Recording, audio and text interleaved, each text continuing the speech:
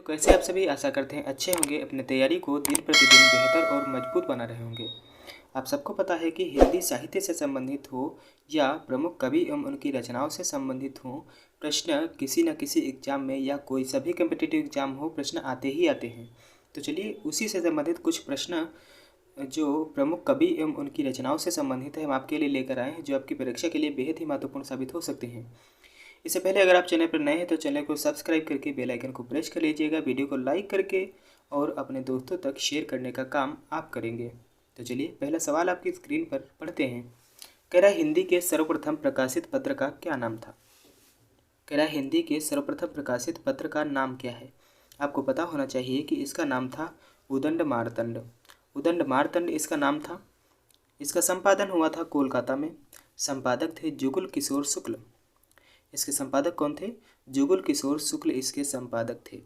चलिए साथी दूसरा सवाल है, हिंदी के प्रथम गद्यकार कौन हैं। आपको पता होना चाहिए कि लल्लू लाल जो थे, लल्लू लाल ये हिंदी के प्रथम गद्यकार थे।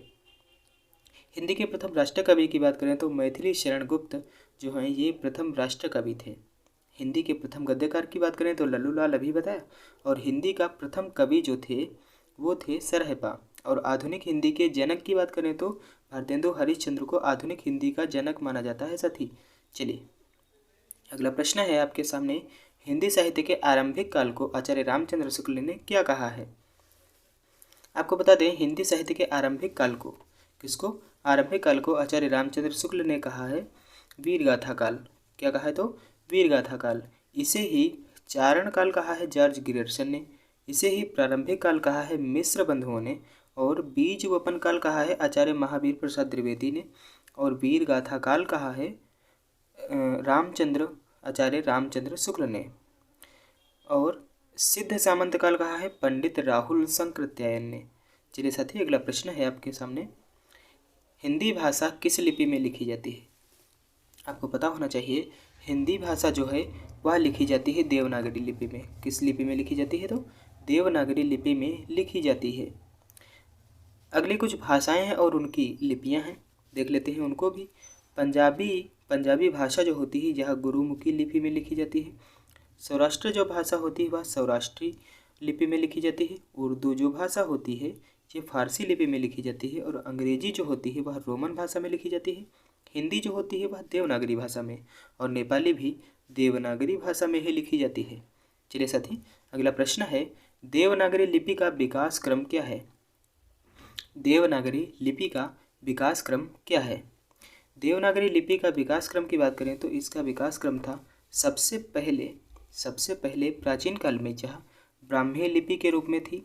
ब्राह्मी से बनी गुप्त लिपि से कुटिल लिपि, और कुटिल लिपि से देवनागरी लिपि में परिवर्तित हो गई। यह इसका विकास क्रम है देवनागरी लिपि का।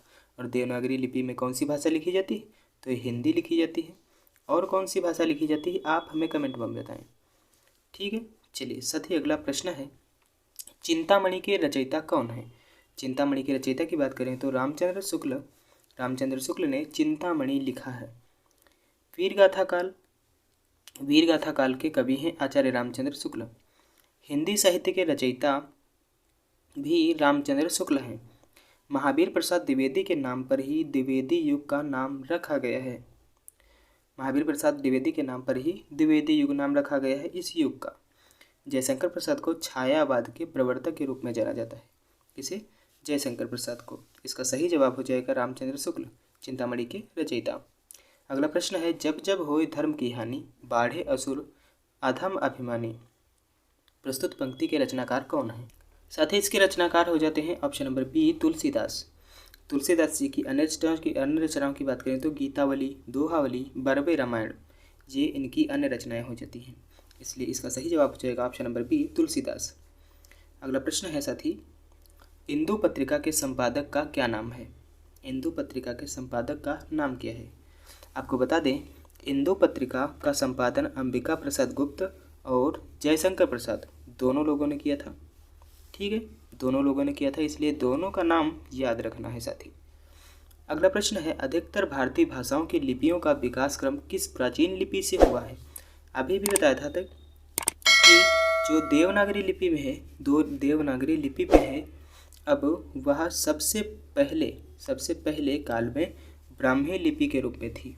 धीरे धीरे परिवर्तित होते होते वह देवनागरी लिपि में परिवर्तित हुई है। तो इसका सही जवाब हो जाएगा ऑप्शन नंबर ए, ब्राह्मी लिपि। अगला प्रश्न है साथी, वीरगाथा काल के सर्वश्रेष्ठ कवि माने जाते हैं। वीरगाथा काल के सर्वश्रेष्ठ कवि कौन माने जाते हैं? तो चंद्रबरदाई, जिन्होंने पृथ्वीराज रासो की रचना की है, इन्हें ही वीरगाथा काल का सर्वश्रेष्ठ कवि माना जाता है। चंद्रबरदाई की रचना की बात करें तो पृथ्वीराज रासो, और ये वीरगाथा काल के कवि हैं। इन्होंने पृथ्वीराज चौहान के चरित्र का वर्णन किया है। विद्यापति को ही मैथिली कोकिल के नाम से जाना जाता है। विद्यापति को ही मैथिली कोकिल के नाम से जाना जाता है। चलिए साथी, अगला प्रश्न है, कबीरदास की भाषा क्या थी? आपको पता होना चाहिए कि कबीरदास वही व्यक्ति हैं जिन्होंने लिखा था, निंदक नियरे राखिए आंगन कुटी छवाए। इसमें जो नियरे शब्द लिखा है, क्या लिखा है भाई? नियरे शब्द लिखा है। नियर मीन्स होता है पास। इसका मतलब ये हुआ, अगर हम इसको इंग्लिश में लिख दें तो नियर मीन्स पास होता है। तो इसका मतलब ये हुआ कि ये तो इंग्लिश भी लिखते थे। इसका सही जवाब हो जाएगा ऑप्शन नंबर सी, पंचमेल खिचड़ी या सधुकड्डी। ये पंचमेल खिचड़ी नामक भाषा यूज करते थे। अगला प्रश्न है, छत्रसाल दशक किसकी रचना है? छत्रसाल दशक किसकी रचना है? तो ये भूषण की रचना है। किसकी रचना है साथी? भूषण की रचना है। भूषण की अन्य रचनाओं की बात करें तो शिवा बावनी इनकी अन्य रचना है, और विद्वानों ने इनके 6 ग्रंथ माने हैं। विद्वानों ने इनके कितने ग्रंथ माने हैं? 6 ग्रंथ माने हैं इनके, जिसमें शिवराज भूषण, शिवा बावनी, छत्रसाल दशक, भूषण उल्लास, भूषण हजारा, दूषण उल्लासा, ये 6 ग्रंथ इनके माने हैं। और केशवदास की रचना एक है रसिक प्रिया। केशवदास की एक रचना है रसिक प्रिया, और केशवदास को ही कठिन काव्य का प्रेत या हिंदी का प्रेत कहा जाता है। किसे? केशवदास को। इन्होंने कौन सी रचना की है? तो रसिक प्रिया नामक रचना है इनकी। अगला प्रश्न है साथी, पल्लव के रचयिता कौन है? पल्लव के रचयिता की बात करें तो सुमित्रा नंदन पंत पल्लव के रचयिता हैं। पल्लव के रचयिता कौन है? तो सुमित्रा नंदन पंत पल्लव के रचयिता हैं।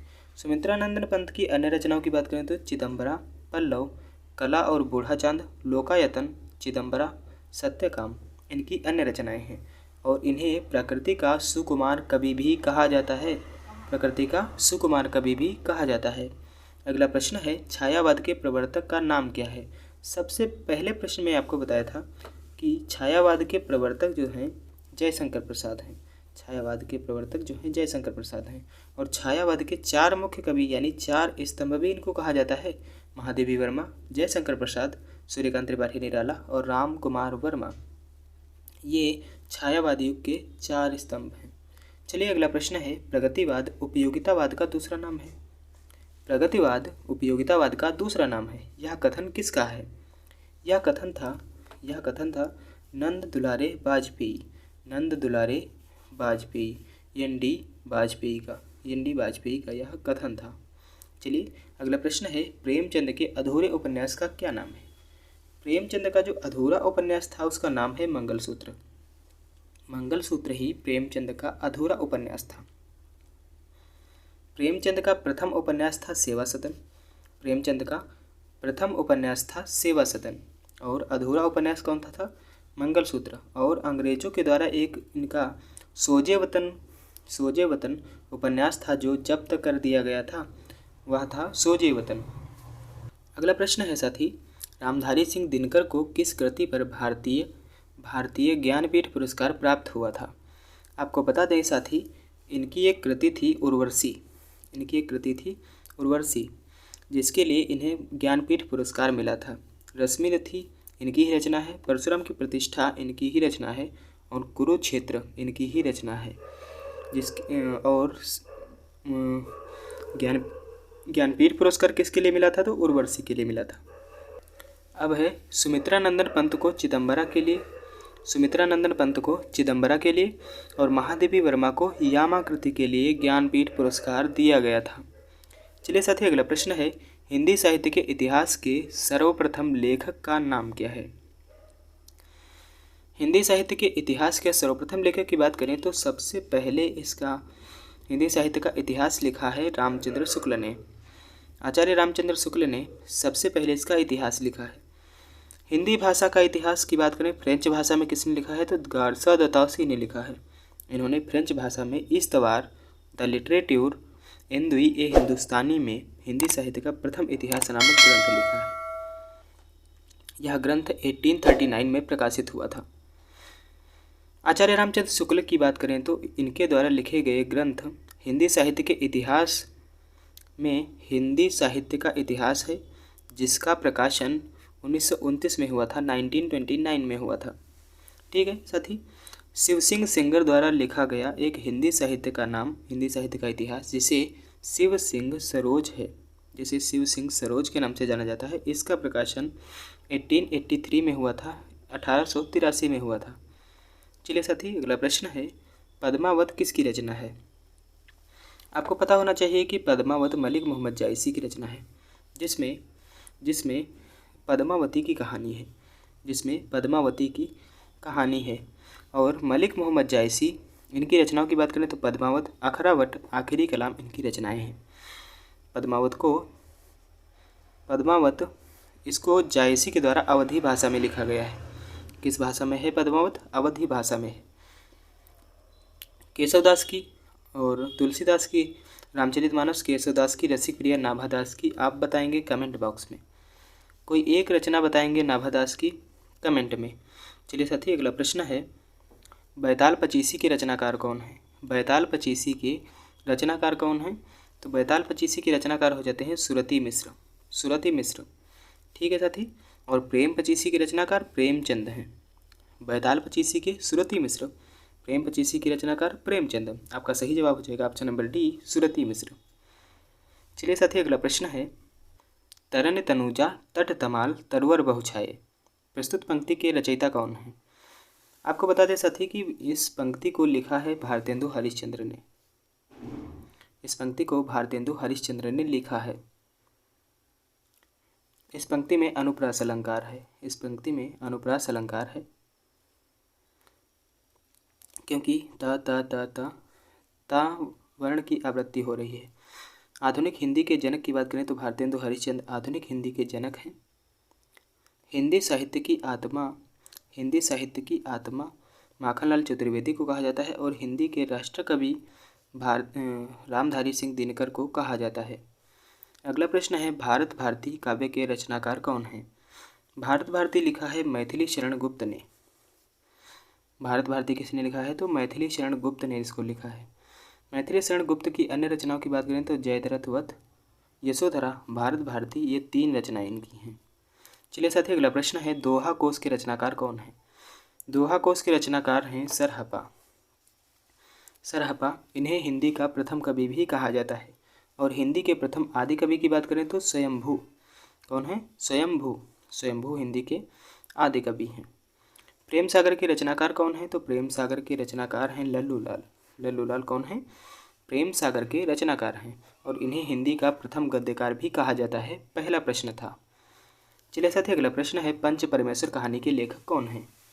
पंच परमेश्वर कहानी आपने खूब पढ़ी होगी, क्लास 5th की एक कहानी है पंच परमेश्वर। इसके रचनाकार कौन है? तो इसके रचनाकार हैं प्रेमचंद जी ने इसको लिखा है।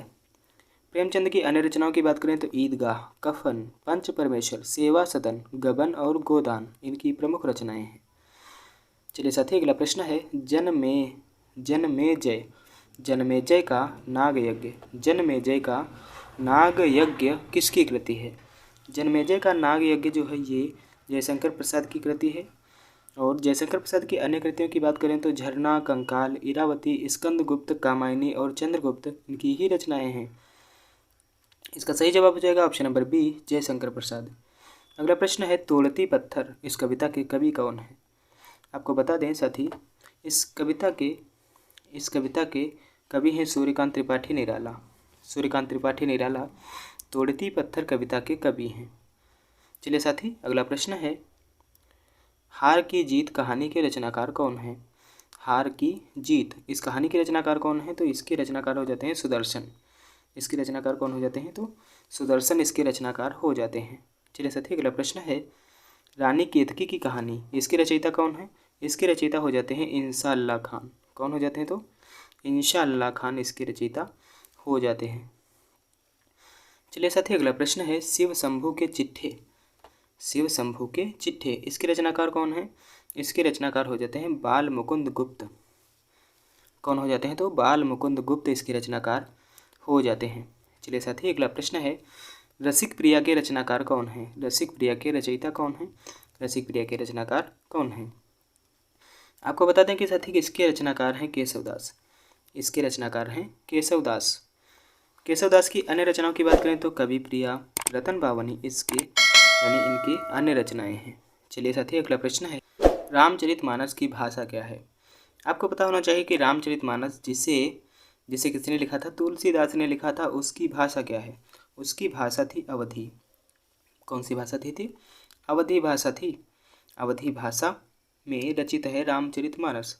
अब जानते हैं रामचरितमानस राम के चरित्र पर वर्णित की गई है। रामचरितमानस राम के चरित्र पर वर्णित की गई है। इसके रचयिता तुलसीदास हैं। इसमें कुल 7 कांड हैं। सबसे पहला कांड यानी सबसे बड़ा कांड या सबसे पहला कांड है बाल कांड और सबसे छोटा कांड है किष्किंधा कांड। अब आप हमें रामचरितमानस के सातों कांड कमेंट में बताएंगे रामचरितमानस के सातों कांड। ठीक है साथी, चलिए अगला प्रश्न है भूषण किस रस के कवि हैं? भूषण वीर रस के कवि हैं। इनकी रचनाओं की बात करें तो छत्रसाल दशक, शिवा बावनी इनकी रचनाएं हैं। ये वीर रस के कवि हैं। साथ ही अगला प्रश्न है हिंदी का आदि कवि किसे माना जाता है? तो स्वयंभू को माना जाता है हिंदी का आदि कवि। सबसे पहले बताया था। अपभ्रंश का कवि की बात करें तो पुष्पदंत अपभ्रंश का कवि और हिंदी का प्रथम कवि सरहपा को माना जाता है। अगला प्रश्न है साथी हिंदी पत्रिका कादम्बिनी के संपादक कौन हैं? हिंदी पत्रिका जो कादम्बिनी थी इसके संपादक कौन है? तो इसके संपादक थे Rajendra Awasthi. Option number A right हो जाएगा। राजेंद्र अवस्थी इसके संपादक थे। कवि कालिदास की अभिज्ञान शाकुंतलम जो कालिदास की रचना है इसका हिंदी अनुवाद किसने किया है? इसका हिंदी अनुवाद किया है राजा लक्ष्मण सिंह ने। चलिए साथी, अगला प्रश्न है किस काल को स्वर्णकाल कहा जाता है? तो भक्ति काल को स्वर्णकाल कहा जाता है। चलिए साथी, अगला प्रश्न हो जाता है आपका हिंदी गद्य का जन्मदाता किसको माना जाता है? हिंदी गद्य का जन्मदाता माना जाता है भारतेंदु हरिश्चंद्र को। आपका सही जवाब हो जाएगा option number C Bharatendu Harishchandra. अगला प्रश्न है सूरदास के गुरु कौन थे? आप सबको पता होगा कि सूरदास के गुरु ऑप्शन नंबर डी वल्लभाचार्य थे। सूरदास के गुरु कौन थे? तो वल्लभाचार्य जी थे। ठीक है, इनकी रचनाओं की बात करें तो साहित्य लहरी, सूरसागर और एक थी सूरावली। सूरावली और साहित्य लहरी 3 इनकी रचनाएं थी। 3 ही इनकी रचनाएं ही हैं। ठीक है, कामायनी किस प्रकार का ग्रंथ है? ये एक महाकाव्य है। क्या है साथी? महाकाव्य है। इसको किसने लिखा है? इसे जयशंकर प्रसाद ने लिखा है। चंपू काव्य क्या होते हैं? चंपू काव्य वे होते हैं जो गद्य और पद्य दोनों में लिखे जाते हैं। खंड काव्य वे होते हैं जिसमें किसी विशेष चरित्र का कैरेक्टर्स का वर्णन किया जाता है, वे होते हैं खंड काव्य। ठीक है साथी, चलिए गागर में सागर भरने का कार्य किस कवि ने किया है? गागर में सागर भरने का कार्य किस कवि ने किया है? ये किया है बिहारी ने। बिहारी की एक ही रचना थी। कौन सी रचना थी? तो इनकी रचना थी सतसई। कौन सी रचना थी? सतसई इनकी रचना थी। सतसई। ठीक है साथी, सतसई इनकी रचना थी। विद्यापति की पदावली की भाषा क्या थी? तो इनकी भाषा थी मैथिली। विद्यापति को मैथिल कोकिल कहा जाता है। मैथिली भाषा में ही अपनी रचनाओं को लिखते थे। इसी कारण से इन्हें मैथिल कोकिल कहा जाता है। चलिए साथी, अगला प्रश्न है उग्र कवि के नाम से किसे जाना जाता है? उग्र कवि के नाम से जाना जाता है पांडे बेचन शर्मा को उग्र कवि के नाम से जाना जाता है। बिहारी किस राजा के दरबारी कवि थे? आपको बता दें साथी, बिहारी जयसिंह के दरबारी कवि थे। अगला प्रश्न है साथी शेष कादम्बरी किसकी रचना है? शेष कादम्बरी जो थी अलका सरावगी की रचना है। और कादम्बरी की बात करें, यहाँ पर है शेष कादम्बरी। और खाली कादम्बरी की रचना करें की बात करें तो बाण भट्ट की रचना थी कादम्बरी। चलिए साथी अगला प्रश्न है, राग दरबारी कौन? राग दरबारी उपन्यास के रचयिता कौन है? राग दरबारी एक उपन्यास है, इसके रचयिता कौन है? इसके रचयिता हैं श्रीलाल शुक्ल। श्रीलाल शुक्ल इसके रचयिता हैं। फिर है पूस की रात किसकी रचना है? पूस की रात ये प्रेमचंद की रचना है। पूस की रात ये प्रेमचंद जी की रचना है। प्रेमचंद का प्रथम उपन्यास की बात करें तो सेवा सदन था। अधूरा उपन्यास एक था मंगलसूत्र। शुभ मीन्स अंग्रेजों के द्वारा जब्त उपन्यास था सोजे वतन। सोजे वतन अंग्रेजों के द्वारा जब्त एक उपन्यास था इनका।